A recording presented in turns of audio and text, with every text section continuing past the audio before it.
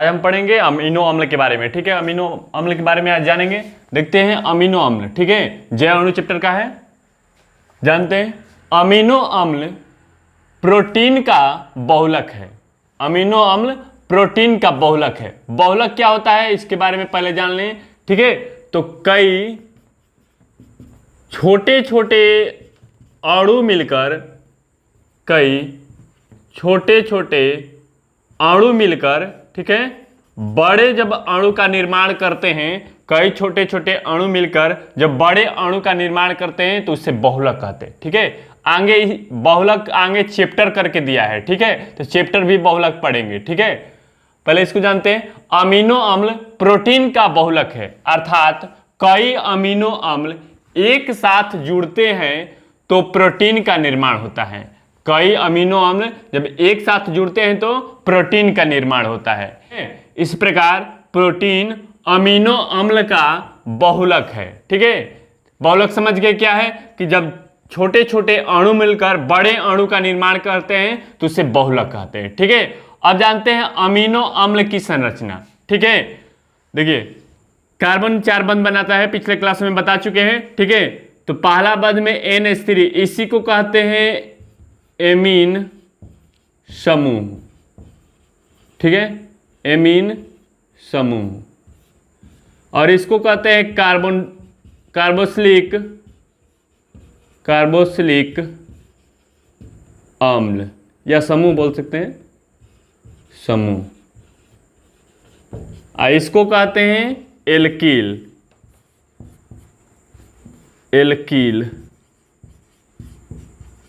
समूह।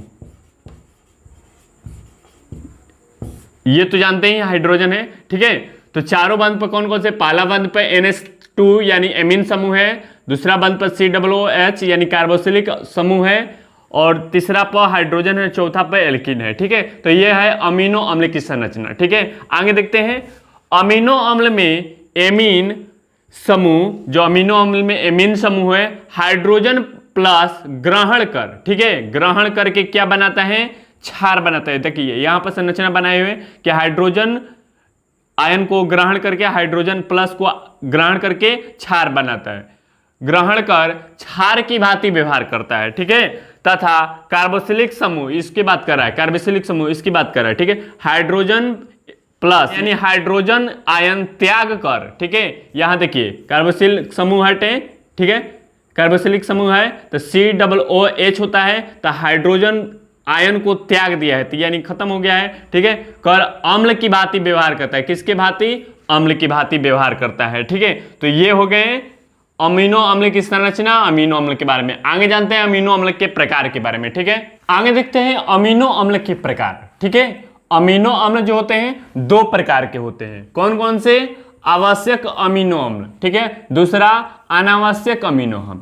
अब जानते हैं कि आवश्यक अमीनो अम्ल किसे कहते हैं, अनावश्यक अमीनो अम्ल किसे कहते हैं। ठीक है, तो वैसे अमीनो अम्ल जिसका संश्लेषण हमारे शरीर में नहीं होता है। ठीक है, वैसे अमीनो अम्ल जिसका संश्लेषण हमारे शरीर में नहीं होता है, ठीक है, उसे क्या कहते हैं, आवश्यक अमीनो अम्ल कहते हैं। नाम से मतलब है नहीं है। ठीक है, तो देखिए यहाँ आवश्यक मतलब जरूरत होता है, लेकिन डिफिनीशन में नहीं आ रहा है। ठीक है, अलग आ रहा है, तो ध्यान देना है यहाँ। ठीक है, आवश्यक मतलब जरूरत होता है, डिफिनीशन में नहीं लगाना है। ठीक है, तो ऐसे अमीनो अम्ल जिसका संश्लेषण हमारे शरीर में नहीं होता है, आवश्यक अमीनो अम्ल कहलाता है। ठीक है, दूसरा अनावश्यक अमीनो अम्ल, वैसे अमीनो अम्ल जिसका संश्लेषण हमारे शरीर में होता है, अनावश्यक अमीनो कहलाता है। ठीक है, शरीर में हमारे क्या होता है, संश्लेषण होता है। ठीक है, तब जानते हैं इसकी संख्या कितनी है, तो आवश्यक अमीनो अम्ल तथा अनावश्यक अमीनो अम्ल की संख्या 10-10 है। 10-10 कहने का मतलब आवश्यक अमीनो अम्ल 10 है, ठीक है, आवश्यक अमीनो अम्ल 10 है और 10 है अनावश्यक। तो पूछा जाएगा कि आपका क्वेश्चन कि अमीनो अम्ल कितने हैं, कुल कितने होते हैं, तो कितने होते हैं, 10 ये लीजिए, 10 ये लीजिए, कितने, टोटल 20 होते हैं। ठीक है, अब पूछा जाए कि आवश्यक कितने होते हैं, तो आवश्यक 10 होते हैं, अनावश्यक कितने होते हैं, अनावश्यक 10 होते हैं। तो आप जानते हैं कि आवश्यक अमीनो अम्ल किसको जानते हैं, जो हमारे शरीर में संश्लेषण नहीं होता है जिसका। ठीक है, तो आवश्यक अमीनो अम्ल के प्रकार 10 के नाम देते हैं, ठीक है। इसको याद रखना जरूरी है, ठीक है। पहला है ल्यूसिन, दूसरा लाइसिन, तीसरा आइसोल्यूसिन, तीसरा वेलिन, चौथा वेलिन और पांचवा ट्रिप्टोफेन, छठा हो गया फेलिन एलाइनिन, ठीक है। सातवां हो मेथियोनिन और आठवां हो गया थ्रियोनिन, नौवां हो गया आर्जिनिन और 10वां हो गया हिस्टाडिन, ठीक है।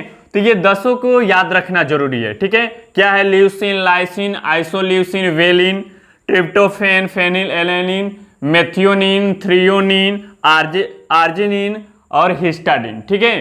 तो अगर हमारे चैनल पर नए हो तो हमारे चैनल को सब्सक्राइब करते जाएं ताकि अगले पार्ट आपको मिलता रहे, ठीक है।